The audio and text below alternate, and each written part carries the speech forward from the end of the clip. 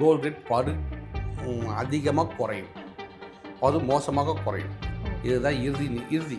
இது எவ்வளோ உச்சத்துக்கு போய்ட்டு குறைய போகுதுன்னு தான் தெரியலையே ஒழிய, ஆனால் கண்டிப்பாக கோல்டு ரேட் குறையும். அது ஃபஸ்ட்டு கோல்டு நீங்கள் வாங்கும் போது முடிவு பண்ணினாவே ஃபஸ்ட்டு கொஞ்சம் கொஞ்சமாக காசு சேர்க்கறதுக்கு ட்ரை பண்ணிடுங்க. வாங்கணும்னு நினச்சாவே சேர்க்க ஆரம்பிச்சிடும். நீங்கள் மொத்தமாக சேர்ந்ததுக்கப்புறம் மொத்தமாக வந்தால் தான் வாங்குவான்னு நினச்சிங்கன்னா நீங்கள் வாங்கவே முடியாது. நீங்கள் வச்சுருக்கிற பொருளுடைய மதிப்பு உங்கள் கையில் இருக்குது. அது ஏறினாலும் அதிகமான மதிப்பாக இருக்கும், இறங்கலாம் கம்மியான மதிப்பாக இருக்கும். நீங்கள் யாருக்கிட்டையும் லாஸ் ஆகிடுச்சுன்ற தகவலை கேட்க வேண்டியது உங்கள் கையில் இருக்குது. அதன் மதிப்பு நீங்கள் ஒவ்வொரு நாளும் தெரிஞ்சுக்கிட்டு இருக்கலாம். விற்கணும்னா 10 நிமிஷம். நீங்கள் அழகுக்காகவோ டிசைனுக்காகவோ வாங்கினீங்கன்னா அது நீங்கள் கல் நினச்சி வாங்கினா அழகாக இருக்கும், அதான். ஆனால் அது ஒரு இன்வெஸ்ட்மெண்ட் பர்பஸ்க்காகவும் இருக்கணும்னு நினச்சி வாங்கினீங்கன்னா பிளெயின் கோல்டு பெஸ்ட். உங்களோட பழைய தங்க நகைகளை விற்க, அடகு வச்ச தங்க நகைகளை மீட்டு நியாயமான விலைக்கு விற்க இப்பவே ஜிஎன்ஆர் கோல்டு ட்ரேடர்ஸ்க்கு கால் பண்ணுங்க. 916 ஹால்மார்க் ஜுவல்லரி மட்டும்தான் நீங்கள் வாங்கணும். அந்த ஹால்மார்க்கில் இப்போ அந்த ஹால்மார்க் நம்பர் போட்டு அந்த கோல்டு மட்டும்தான் வாங்கணும். இவங்களாம் நீங்கள் நகையை வச்சுட்டு திருப்பி கேட்டிங்கன்னா ஆடிட்டர் ப்ராப்ளம், சர்வர் ப்ராப்ளம், நீங்கள் ஆடிட்டிங் நடக்குது, மேனேஜர் இல்லை, இப்போ நீங்கள் இவ்வளோ தான் பணம் கட்ட முடியும், அதுக்கப்புறம் பணம் கட்ட முடியாது, அந்த ஆர்டிஜிஎஸ் பண்ணுறதுக்கான நம்பர் இப்போ இல்லை, அது பிளாக்கில் இருக்குது, ஏதோ ஒரு காரணம் சொல்லி நீங்கள் நகையை திருப்ப வரும்போது அந்த நகையை அவங்க திருப்ப விட மாட்டாங்க. அதாவது ஒரு விஷயம் தெரிஞ்சுக்கணும், இன்வெஸ்ட்மெண்ட் பண்ணுறதே நல்லது தான். நீங்கள் வெள்ளியோ தங்கமோ ஏதோ ஒரு இன்வெஸ்ட்மெண்ட் பண்ணுறதே நல்ல விஷயம் தான். அது உங்களுடைய அன்னைக்கு இருக்கிற இருப்பை பொறுத்து நீங்கள் முடிவு பண்ணிக்கோங்க.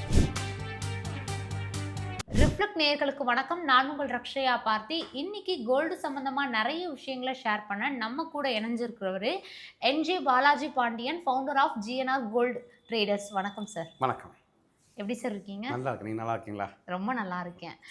பொதுவாகவே கோல்டுலேருந்து நமக்கு வரக்கூடிய முதல் டவுட் என்ன அப்படின்னா, நிறைய பேருக்கு தோன்ற ஒரு விஷயம் தான். இப்போ நம்ம ஒரு இன்வெஸ்ட்மெண்ட் அப்படின்னு எடுத்துக்கிட்டோம்னா ஷேர் மார்க்கெட்டில் போடலாம், இல்லைனா ஒரு லேண்டில் போடலாம். அதை தாண்டி கோல்டில் நம்ம ஏன் இன்வெஸ்ட்மெண்ட் பண்ணணும்? அதாவது நீங்கள் நல்ல ஒரு விஷயம்.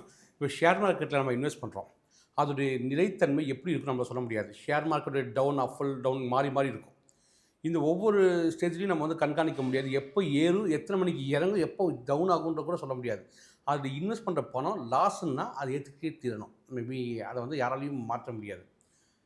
ரெண்டாவது நம்ம லேண்ட் இன்வெஸ்ட் பண்ணுறோம். இந்த லேண்டை இன்வெஸ்ட் பண்ணிடுறோம். இந்த லேண்டை நமக்கு முதல்ல நம்ம ஒரு பெரிய அமௌண்ட் கொடுத்தா லேண்ட் வாங்க முடியும். இப்போ சென்னையில் போய் நான் ஒரு 5 லட்ச ரூபாய்க்கு இடம் வாங்கினா வாங்க முடியுமா? முடியாது. சரி, நம்ம அவுட்டரில் போய் வாங்கினாலும் அங்கே வாங்க முடியுமா? முடியாது. ஒரு ஸ்டெட்டன் வேணும்னா நம்ம கோடிக்கணக்கில் செலவு பண்ணணும், கோடிக்கணக்கில் பணத்தை சேர்க்கணும். அதுக்கப்புறம் அந்த லேண்டை வாங்கணும். அந்த லேண்டை ஒரு பத்திரப்பதிவு பண்ணணும். பத்திரப்பதிவு பண்ணும்போது வில்லங்கச் சான்றிதழ் வாங்கணும். அந்த வில்லங்கச் சான்றிதழுக்கப்புறம் அதோடைய அர்த்த விஷயங்கள், அதோடைய பராமரிப்பு எல்லாத்தையும் பார்க்கணும். திடீர்னு யார் எப்போ எப்படி மாறுவாங்கன்னு தெரியாது. அந்த அந்த சப்போஸ் உங்களுக்கு திடீர்னு ஒரு எமர்ஜென்சி தேவைப்படும் அந்த டக்குனு லேண்ட் எடுத்துகிட்டு போனால் அந்த லேண்டுக்கான வேல்யூ சொல்ல மாட்டாங்க. விற்றா மட்டும்தான் கொடுக்குறது வாங்குவாங்கன்னு ஒழிய அந்த லேண்டை வாங்கிறதுக்கு வாய்ப்பு இல்லை. ஆனால் அப்படி இல்லை கோல்டு. நீங்கள் வச்சுருக்கிற பொருளுடைய மதிப்பு உங்கள் கையில் இருக்குது. அது ஏறினாலும் அதிகமான மதிப்பாக இருக்கும், இறங்கலாம் கம்மியான மதிப்பாக இருக்கும். நீங்கள் யாருக்கிட்டையும் லாஸ் ஆகிடுச்சுன்ற தகவலை கேட்க வேண்டியது உங்கள் கையில் இருக்குது. அதன் மதிப்பு நீங்கள் ஒவ்வொரு நாளும் தெரிஞ்சுக்கிட்டு இருக்கலாம். விற்கணும்னா 10 நிமிஷம். ஃபோன் பண்ணால் வீட்டுக்கே வாங்குறதுக்கு கூட நாங்கள் இருக்கோம். ஸோ அதனால் இதில் இன்வெஸ்ட் பண்ணுறத விட அந்த இன்வெஸ்ட்மெண்ட் பண்ண பர்பஸ் நமக்கு சரியாக கிடைக்காம பார்க்கறதுக்கு கோல்டு தான் பெஸ்ட்டு. இப்போ மேக்ஸிமம் இப்போ கோல்டு வாங்கும்போது நம்ம அதிகமாக காசு போடுற மாதிரி இருக்கும். ஸ்டோன்ஸுக்காக இருக்கட்டும், டிசைன்ஸுக்காக இருக்கட்டும். இப்படி நம்ம ஸ்டோன்ஸுக்கு அதிகமாக விலை கொடுத்து வாங்குகிறோம், ஆனால் விற்கும் போது அதுக்கான வேல்யூ கிடைக்க மாட்டேங்குது. ஏன்? அதாவது கோல்டு நீங்கள் வாங்கும்போது நீங்கள் கல்லை தங்க இடத்துக்கு வாங்கிடுறீங்க. நீங்கள் பார்க்கும்போது தங்கத்தை எடை போடுறாங்க. அந்த தங்கத்தோடைய எடைக்கு கல் எடையும் சேர்த்து வச்சு கல்லை தங்கமாக வாங்கிக்கிறீங்க. ஆனால் திருப்பி ரிட்டர்ன் கொடுக்கும்போது அவன் தங்கத்தை மட்டும் தான் விலைக்கு வாங்குறாங்க. இன்னொரு விஷயம், நீங்கள் வாங்கும்போது ஆர்னமெண்ட்ஸ் வாங்குறீங்க, நீங்கள் விற்கும்போது கோல்டு விற்கிறீங்க. ஆர்னமெண்ட்ஸில் நக்கை, கற்கள் எல்லாமே பதிவு பண்ணினது ஆர்னமெண்ட்ஸ். ஆனால் வாங்கும்போது வெறும் கோல்டு. உங்களுக்கு டிஃப்ரென்ஸ் புரியும்னு நினைக்கிறேன். ஆர்னமெண்ட்ஸாக வாங்கினீங்கன்னா அது அழகுக்காகவும் உபயோகப்படுத்துறதுக்காகவும் சேர்த்து வாங்குறதுனால அது என்னென்ன டிசைன் பண்ண முடியுமோ பண்ணுறாங்க. அப்போது அந்த கல்லையும் அதை பதிச்சு தான் கொடுக்குறாங்க. ஆனால் அந்த கல்லுக்கு வேல்யூ கிடையாது. அந்த கல் திருப்பி விற்கும்போது தங்கமாக விற்கும்போது இப்போ தங்கத்தை மட்டும் விலைக்கு இருக்கும்போது அப்போ உங்களுக்கு அந்த லாஸ் நீங்கள் சந்திச்சு தான் ஆகணும். நீங்கள் அது லாஸ் வராமல் இருக்கணும்னா நீங்கள் ஸ்டோன்ஸ், எனாமல் இந்த மாதிரி இல்லாமல் பார்த்து வாங்குறது பெஸ்ட்டு. மேக்ஸிமம் வந்து இப்போ கோல்ட வந்து ஸ்டோன்ஸ்லாம் இல்லாம பார்த்து நம்ம வாங்குறத நம்ம ஃபியூச்சருக்கு ஒரு இடத்துல நம்ம அத விக்க போறோம் அப்படிங்கிற பட்சத்துல அதான் நல்லது. நீங்கள் அழகுக்காகவோ டிசைனுக்காகவோ வாங்கினீங்கன்னா அது நீங்கள் வந்து கல் நினச்சி வாங்கினா அழகாக இருக்கும் அதான். ஆனால் அது ஒரு இன்வெஸ்ட்மெண்ட் பர்பஸ்க்காகவும் இருக்கணும்னு நினச்சி வாங்கினீங்கன்னா பிளெயின் கோல்ட் பெஸ்ட். இத தாண்டி இன்னொரு ஒரு விஷயம் என்ன அப்படின்னு பார்த்தீங்கன்னா, இப்ப இந்த ஸ்டோன்ஸ்லயே வந்து இந்த மரகதம், இந்த மாதிரியான ஸ்டோன்ஸுக்கு வந்து வேல்யூ இருக்கு அப்படிங்கிற மாரி சொல்றாங்க இல்லையா? அத பத்தி எனக்கு கொஞ்சம் கிளியரா சொல்ல முடியுமா? அதாவது நவரத்னங்கள் ம். அப்போ உங்களுக்கு தெரியும் ரூபி, எம்ரால்டு, முத்து, மாணிக்கம், மரகதம், இந்த மாதிரி நவரத்னங்கள் இருக்குது. இதில் ம். வைரத்தை தவிர மற்ற எதுக்குமே ரீசேல் வேல்யூ கிடையாது. ஆனால் வைரம் மட்டும்தான் ரீசேல் வேல்யூ உண்டு. வைரங்கிறது ஒரு கார்பன், அது வந்து கல் கிடையாது, ஒரு வகையான கார்பன். மற்ற எல்லாமே அதே மாதிரி பவளமும் வந்து ஒரு கல் கிடையாது, அது வந்து ஒரு ஒரு கடல் வளர்ச்சி. அதனால் மற்ற எதுக்குமே வந்து ரீசேல் வேல்யூ கிடையாது. ஏன்னா இது வாங்கும்போது அப்போ காசு வாங்குவீங்களே அப்படின்னு கேட்டால், வாங்கும்போது நீங்கள் கேட்குறீங்க கொடுக்குறாங்க. அதோடைய அது ஒரு பொருளுடைய தன்மைக்கும் அதோடைய எடைக்கு ஏற்ற மாதிரி விலை நிர்ணயிக்கப்படும். ஆனால் நீங்கள் ஒரு மோதிரத்துலையும் டிசைன்லையும் கல்லையும் வைக்கிறது வந்து ரியல் மரகதமாக இருந்தாலும், ரியல் ரூபியாக இருந்தாலும், ரியல் அந்த சஃபையராக இருந்தாலும் சரி. ஆனால் வாங்கும்போது இதுவாக இருக்கும், அது கொடுக்கும்போது அதுக்கான ரீசேல் வேல்யூ இருக்காது. இப்ப பொதுவாவே இந்த கோல்டு ரேட் அப்படிங்கிறது வந்து நாளுக்கு நாள் அதிகரிச்சுக்கிட்டே போயிட்டுருக்கு. மக்கள் இந்த கோல்டு வாங்கும்போது இந்த மாதிரியான தப்புலாம் பண்றாங்க ஆக்சுவலி. இது வந்து அவங்களுக்கு விக்கும்போது, அவங்களுக்கு ஒரு இன்வெஸ்ட்மென்ட் பர்ப்பஸ் எமர்ஜென்சிக்கு அத மாத்தும்போது, இது அவங்களுக்கு பிரச்சனையா அமையும்னா நீங்க எத தான் சொல்லுவீங்க? அதாவது ஃபஸ்ட்டு கோல்டு நீங்கள் வாங்கும்போது முடிவு பண்ணினாவே ஃபஸ்ட்டு கொஞ்சம் கொஞ்சமாக காசு சேர்க்கறதுக்கு ட்ரை பண்ணிடுங்க. வாங்கணும்னு நினச்சாவே சேர்க்க ஆரம்பிச்சிடுங்க. நீங்கள் மொத்தமாக சேரட்டும், சேர்ந்ததுக்கப்புறம் மொத்தமாக வந்தால் தான் வாங்குவேன்னு நினச்சிங்கன்னா நீங்கள் வாங்கவே முடியாது. கொஞ்சம் கொஞ்சமாக சேர்க்க ஆரம்பிங்க. 1 கிராம்னாலும் வாங்குங்க, 2 கிராம்னாலும் வாங்குங்க, 1/2 கிராம்னாலும் வாங்குங்க. ஆனால் ஃபஸ்ட்டு கோல்டு சேருங்க. அப்போனா தான் நீங்கள் ஒரு பெரிய இன்வெஸ்ட்மெண்ட் பண்ண முடியும். இப்ப நீங்க என்ன சொல்ல வரீங்கன்னா, 1 சவரன், 2 சவரன் தான் வாங்கணும் அப்படிங்கிற மைண்ட் செட்ட விட்டுட்டு 1 கிராம், 1 கிராம், 1/2 கிராம் வாங்கி வைங்க. அதுக்கப்புறம் நம்ம பிளான் பண்ணிக்கலாம். அந்த வாங்குற அந்த கோல்டு நீங்கள் 1 வருஷம் 2 வருஷம் சேர்ந்து வாங்குற கோல்டு கல் இல்லாமல் பார்த்துக்கோங்க. ஸ்டோன் ஐட்டம்ஸ் இல்லாமல் பார்த்துக்கோங்க. ரொம்ப ரொம்ப ஆன்டிக் டிசைன்ஸ் அந்த மாதிரிலாம் இல்லாமல் பார்த்துக்கோங்க. ப்ளெயினான டிசைன்ஸ், ஒரு நார்மலான டிசைன்ஸ், அது வேஸ்டேஜ் கம்மியாக இருக்கும். அந்த மாதிரி டிசைன்ஸாக பாருங்கள். அதில் எந்த விதமான அந்த டிசைன்ஸ்லாம் பார்த்து பிளான் பண்ணி பாருங்கள். ஏன்னா கல் வேணாம், எனாமல் வேணாம், அந்த கலராக இருக்கிறது வேண்டாம், ஜிகு ஜிகுன்னு மின்றது வேண்டாம். ப்ளெயின் கோல்டு வாங்கிக்கோங்க. அதான் உங்களுக்கு இன்வெஸ்ட்மெண்ட் யூஸாக இருக்கும். அப்போ தான் உங்களுக்கு ரீசேல் பண்ணும்போது அப்படியே உங்களுக்கு கிடைக்கும்.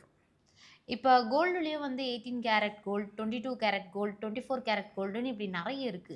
இதுல எந்த கேரட் கோல்டு வாங்குனா நமக்கு ஒரு நல்ல லாபத்த தரும் இன்வெஸ்ட்மென்ட்ல? அதாவது இன்வெஸ்ட்மெண்ட்டுன்னு வாங்கினா 24 கேரட் வாங்கினா பெஸ்ட்டு தான்.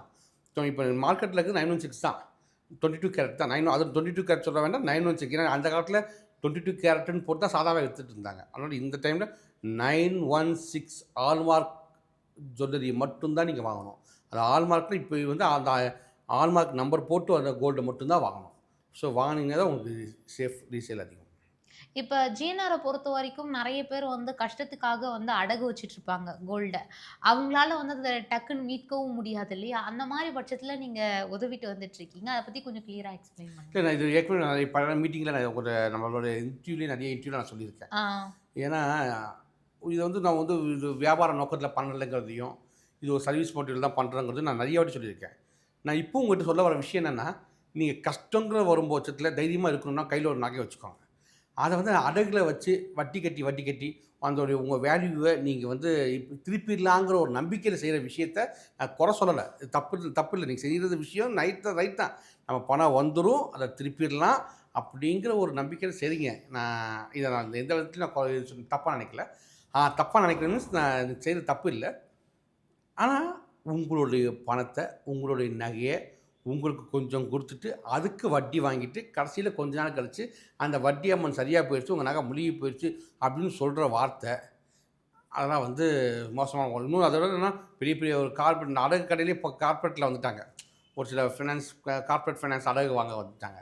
இவங்களாம் நீங்கள் நகையை வச்சுட்டு திருப்பி கேட்டிங்கன்னா ஆடிட்டர் ப்ராப்ளம், சர்வர் ப்ராப்ளம், நீங்கள் ஆடிட்டிங் நடக்குது, மேனேஜர் இல்லை, நீங்கள் இப்போ நீங்கள் இவ்வளோ தான் பணம் கட்ட முடியும், அதுக்கப்புறம் பணம் கட்ட முடியாது, அந்த ஆர்டிஜிஎஸ் பண்ணுறதுக்கான நம்பர் இப்போ இல்லை, அது பிளாக்கில் இருக்குது, ஏதோ ஒரு காரணம் சொல்லி நீங்கள் நகையை திருப்ப வரும்போது அந்த நகையை உங்களுக்கு திருப்ப விட மாட்டாங்க.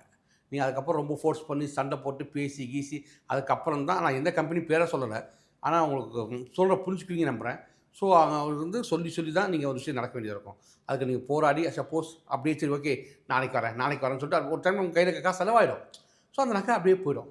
ஸோ இந்த மாதிரி சூழ்நிலையில் வரும்போது எங்கிட்ட கான்டாக்ட் பண்ணிங்கன்னா பேசி உங்கள்கிட்ட வந்து அந்த நகையை விற்று அந்த காசை கையில் வாங்கி வச்சு திருப்பி சேரும்போது திருப்பி வாங்கிக்கலாம். ஆனால் உங்கள் நகை சேர்த்த நகையை இழந்துடாது. இதுதான் நான் சொல்கிற அட்வைஸ். இப்போ அரக்கு வச்ச நகைகளை நீங்கள் எப்படி கண்டுபிடிப்பீங்க சார்? அதை பற்றி கொஞ்சம் கிளியராக சொல்லுங்களேன். அதாவது அரக்கு வச்சிருந்த நகைங்கிறது ஒரு காலகட்டத்தில் இந்த தாலி, குண்டு, இந்த மாதிரி லைட் வெயிட் ஜுவல்ஸுக்கு வந்து நசுங்காமல் இருக்கிறதுக்காக அரக்கு வச்சு பண்ணிகிட்டு இருந்தாங்க.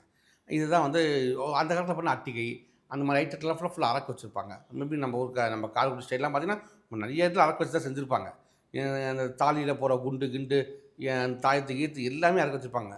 இந்த அரக்கு வந்து வெயிட்டாக இருக்கும், பட் வேல்யூ இருக்காது.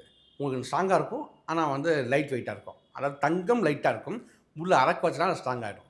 ஸோ அந்த ஒரு காரணத்துக்காக கம்மியான விலையில் கொஞ்சம் பெருசாக போட்டுக்குங்கிறதுக்காக அந்த காலத்தில் அரக்கு வச்சாங்க. அதை நாங்கள் வந்து அரக்கை வெளியே எடுத்தாலும் அதோட நீங்கள் தங்கத்தோட மதிப்பில் நீங்கள் நினச்சிட்டு இருக்க மதிப்பில் 20%, 30%, 40% தான் கிடைக்க வாய்ப்பு இருக்கும். ஏன்னா அந்த அளவுக்கு அந்த எடைக்கு ஒரு 50-60% அரக்கே போயிடும். உதாரணத்துக்கு ஒரு வாரத்துக்கு முன்னாடி நான் 13 கிராம் ஒரு சோக்கர் நெக்லஸ், அதாவது பால்ஸ் சோக்கர் நெக்லஸ் ஒன்று வாங்குகிறேன். நம்ம இதுக்கிட்ட தான் வாங்குகிறேன், வண்ணாரப்பேட்டைக்கிட்ட தான் வாங்குகிறேன். அந்த நெக்லஸ் வருது, உருக்கி எல்லாத்தையும் எடுத்து பார்க்கும்போது அதில் 13 கிராம் இருந்த தங்கம் உருக்குனதுக்கப்புறம் தங்கத்தில் 4 கிராம் தான் இருந்துச்சு. மீது எல்லாம் அரக்கில் போயிடுச்சு. ஸோ இதை நாங்கள் பார்த்து சொல்கிறோம், கஸ்டமர்கிட்ட பேசுகிறோம், எல்லாம் பண்ணுறோம். ஆனால் இது அவங்க ஏமாந்தாங்களான்னு நான் சொல்ல வரல. ஆனால் இப்போ அந்த மாதிரி பொருட்கள் வரும், அதில் நீங்கள் பார்த்து வாங்கிக்கோங்க. அதுதான் என்னுடைய அட்வைஸாக இருக்கும். அதை நாங்கள் உடச்சி பார்த்து இனிமேல் தட்டிக்கிட்டு எடுத்து பார்த்து வாங்கிடுவோம்னு வச்சுக்கோமே. ஆனால் உங்களுக்கு லாஸ் ஆகும் பட்சத்தில் அந்த லாஸை நீங்கள் ஏற்றுக்கிற மண்ணில் இருந்துச்சுன்னா அதுக்கு வாங்கிக்கோங்க. இப்போ கோல்டுலேயே இதுக்கு முன்னாடியே சொன்னீங்க, சில ஷாப்லாம் கோல்டில் அவங்கக்கிட்ட அடகு வைக்கிறோம் அப்படின்னா இந்த மாதிரியான சில ஸ்கேம்ஸ்லாம் பண்ணுறாங்க அப்படின்னு சொல்லிட்டு, அதை தாண்டி கோல்டு விற்கிறதையே சில ஸ்கேம்ஸ்லாம் நடக்குமா சார்? ஸ்கேம் நடக்கிறதுக்கான வாய்ப்பு இல்லைங்க. ஆக்சுவலாக என்னென்னா, விற்கும்போது பொருள் உங்கள் முன்னாடி தான் வைக்கிறாங்க. கோல்டு ரேட்டு டிவி சொல்லிடுது, மேபி நெட்டில் வந்துடுது, பொருள் இடம் மிஷின் சொல்லிடுது. அதில் என்ன தோன்றது கண்ணு முன்னாடி தான் பண்ண போகிறாங்க. ஸோ அதில் பொறுத்த வரைக்கும் இதில் எந்த வித மாற்றமும் இல்லை. என்ன பியூரிட்டிங்கிறதும் அதிலே ஆல்மார்க்கா 916 22 அதே அதிலே போட்டுருது. ஸோ இதில் ஸ்கேம் நடக்கிற அளவுக்குலாம் ஒரு விஷயம் நடக்காது. என்ன ரேட்டு கேட்பாங்க, அந்த கழிவு கொஞ்சம் எக்ஸ்ட்ரா போகிறான்னு கேட்பாங்க, இல்லை ரேட்டு கம்மியாக கொடுப்பாங்க. அதுவும் கஸ்டமருடைய ஒப்புதலோடு தான் பேச முடியுமே ஒழிய, ஆக்சுவலுக்கு என்ன கழிவுக்காக அந்த கழிவு போயிடும். இவங்க நினைப்பாங்க கழிவே போகாது. இப்போ ஏன்னா அந்த இப்போ வைக்கிறோம், அந்த 12-13 கிராம் வாங்கிட்டு 4 கிராம் இப்போ அந்த கஸ்டமர்கிட்ட போய் 4 கிராம் கழிவு, இத்தனை கிராம் 9 கிராம் கழிவு போட முடியுமா? ஒரு 14 கிராமில் அந்த மாதிரி எங்களுக்கும் ஏமாற்றங்களும் எங்களுக்கும் சில விஷயங்களும். அதாவது ஒரு விஷயம் சொல்லுவாங்க, நான் கிட்டத்தட்ட 25 கிராம் இந்த தொழிலில் இருக்கேன். என்னுடைய மானசீக குருநாதர் டிகேசி அவர்கள் உங்ககிட்ட ஒரு வார்த்தை சொல்லுவார், நான் இத்தனை வருஷம் தொழிலில் இருக்கேன், ஆனால் இன்றைக்கும் தொழில் கற்றுக்கிட்டு இருக்கேன்னு தான் சொல்லுவார். ஒவ்வொரு நாளும் நாங்கள் ஒவ்வொரு பாதத்தை கற்றுட்ருக்கோம். இந்த தொழிலை பொறுத்த வரைக்கும் எல்லாம் தெரிஞ்சு யாருமே கிடையாது. எதுவுமே தெரியாது, எல்லாமே தெரிஞ்சிச்சு எனக்கு, இனிமேல் நான் யாரும் அடிக்கவே முடியாது அப்படின்ற மாதிரி இந்த தொழில் யாருமே கிடையாது. ஒவ்வொரு நாளும் மக்களும் எங்களுக்கு எஜமானர்கள் தான், அவங்களும் எங்களுக்கு ஆசிரியர்கள் தான். ஆனால் நான் இவங்ககிட்ட இருந்து நிறைய விஷயம் கற்றுக்கிட்டோம். தங்கத்தை தாண்டி வெள்ளியுமே நீங்கள் அந்த மாதிரி வாங்கிக்கிறது உண்டா?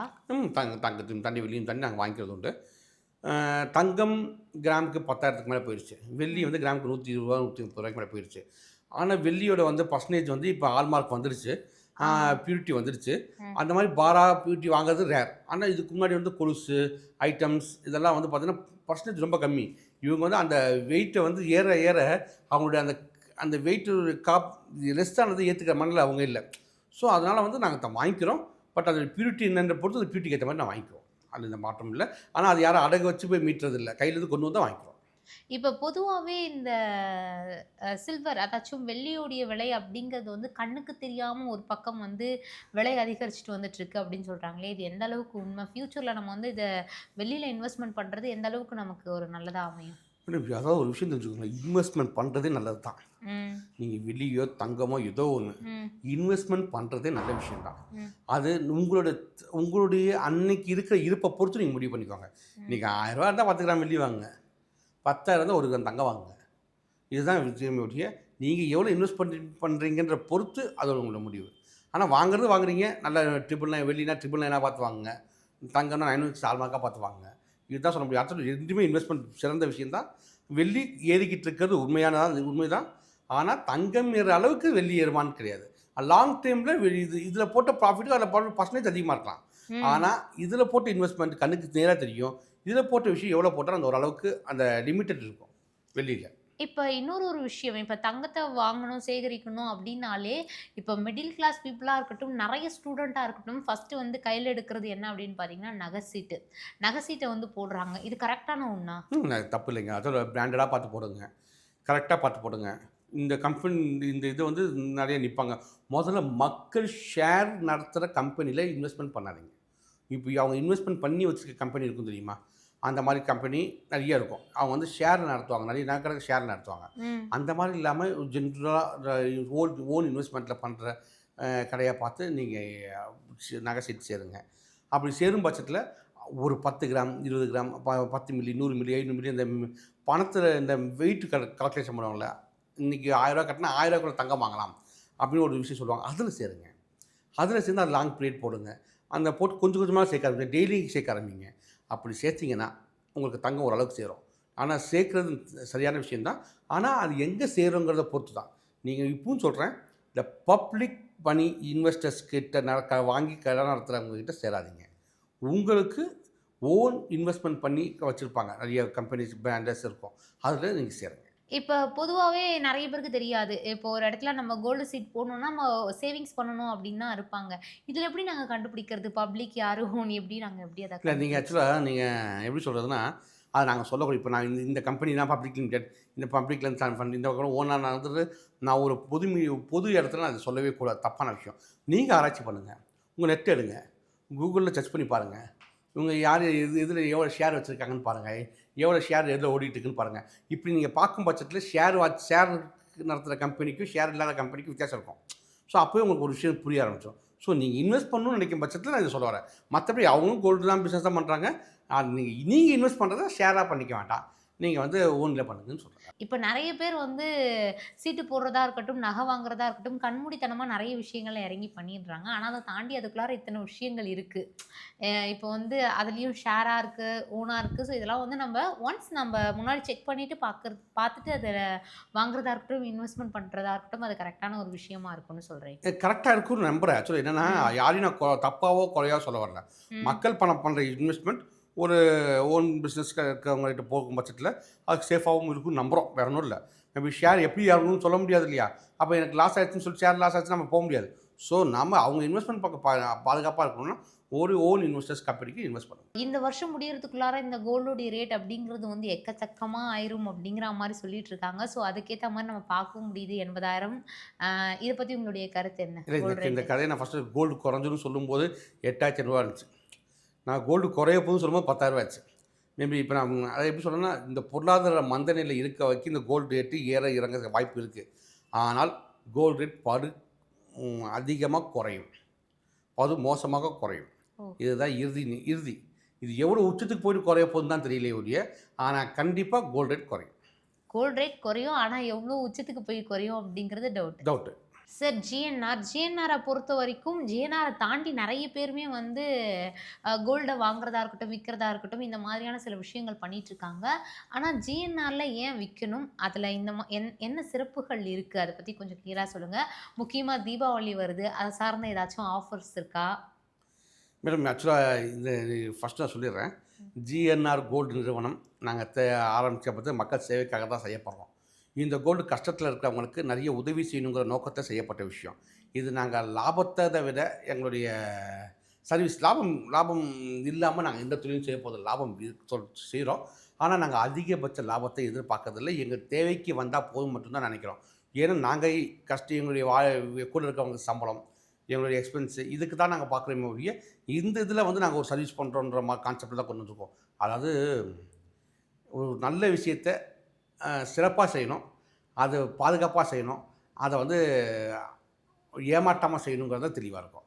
அந்த கொள்கையோடு நாங்கள் தொழில் நடத்துறதுனால எங்ககிட்ட நம்பி நிறைய பேர் வராங்க. நாங்கள் சொல்கிற விஷயத்தை நேர்மையான விஷயத்த சொல்கிறோம், அவங்களுக்கு எக்ஸ்பிளைன் பண்ணுறோம். உங்களுக்கு கோல்டு இவ்வளோ தான் சொல்கிறோம். அந்த கோல்டோட எடையை அவங்க முன்னாடியே போட்டு காமிச்சிடுறோம். இதுக்கு இவ்வளோ பர்சன்டேஜ் போயிட்டு இருக்கு, இந்த ரேட்டு வருதுங்கிறத தெளிவாக சொல்கிறோம். இந்த கல் அது மாதிரி இப்போ நிறைய பேர் வந்து இந்த கல் இவ்வளோ தான் இருக்குமான்னு சொன்னால் நான் அவங்க முன்னாடியே கூட நிறைய வாட்டி செக் பண்ணி காமிச்சிருக்கோம். ஸோ நாங்கள் சொல்கிற விட எந்த விதத்துலையும் மாற்றம் இருக்காது. ஸோ ஒரு தெளிவான வியாபாரத்தை அழகாக பண்ணிகிட்டு இருக்கறனால ஜிஎன்ஆர் கோல்டு ட்ரேடர்ஸ் என்றைக்கு சிறப்பாக இது வரைக்கும் ஆண்டவன் புண்ணியத்தில் நல்லாவே வந்துட்டுருக்கு. நீங்கள் 2வது விஷயம் கேட்டீங்க, தீபாவளிக்கு என்ன ஆஃபர் கொடுப்பீங்க? இது ஆஃபர் கொடுக்கறதுக்காக தொழில் நடத்தலைங்க நாங்கள். ஆனால் இந்த தீபாவளிக்கு அதாவது நகை தீபாவளி ஏதோ ஒரு காரணத்துக்காக விற்பாங்க. அவங்க கம்பெனியில் போனஸ் கொடுக்கறதுக்காக விற்கலாம். மேபி அவங்களுடைய பசங்களுக்கு ட்ரெஸ் எடுத்து கொடுக்கறதுக்காக விற்கலாம். ஸோ இவங்க வந்து கஷ்டத்தோடு விற்கிறவங்ககிட்ட நான் என்ன பண்ணுறதுன்னு நானும் ரொம்ப நாளாக யோசிச்சு பார்த்துட்டு, ஏன்னா நீங்கள் இது நாள் வரைக்கும் கேட்டிங்க இல்லையா, என்ன இன்வெஸ்ட் பண்ணால் நல்லாயிருக்கும், எதில் இன்வெஸ்ட் பண்ணால் நல்லாயிருக்கும். அவங்க ஒரு பெரிய இன்வெஸ்ட்மெண்ட்டை இழந்துட்டாங்க. அது அவங்க சின்ன இன்வெஸ்ட்மெண்ட்டு கொடுக்கணுங்கிறதுக்காக அவங்க எவ்வளோ தங்கம் விற்றாலும் அந்த எடைக்கு வெள்ளி இலவசமாக கொடுக்கலாம்னு முடிவு பண்ணியிருக்காங்க. ஓ! தங்கத்தை எந்த அளவுக்கு அவங்க உங்ககிட்ட விற்கிறாங்களோ அந்த அளவுக்கு நீங்க வெள்ளியை ரிட்டர்ன் வெள்ளி பண்ணலாம். கொடுக்கலான்னு இருக்கோம். ரொம்ப சூப்பரான வெள்ளி விஷயம் ஆர்னமெண்ட்ஸ் சார். கொடுக்கலான்னு இருக்கோம். இவ்வளோ நேரம் கோல்டு சார்ந்த நிறைய விஷயங்களை எங்க கூட ஷேர் பண்ணிட்டீங்க. ரொம்ப நன்றி சார். ரொம்ப நன்றி மேடம். உங்களோட பழைய தங்க நகைகளை விற்க, அடகு வச்ச தங்க நகைகளை மீட்டு நியாயமான விலைக்கு விற்க இப்பவே ஜிஎன்ஆர் கோல்ட் ட்ரேடர்ஸ்க்கு கால் பண்ணுங்க.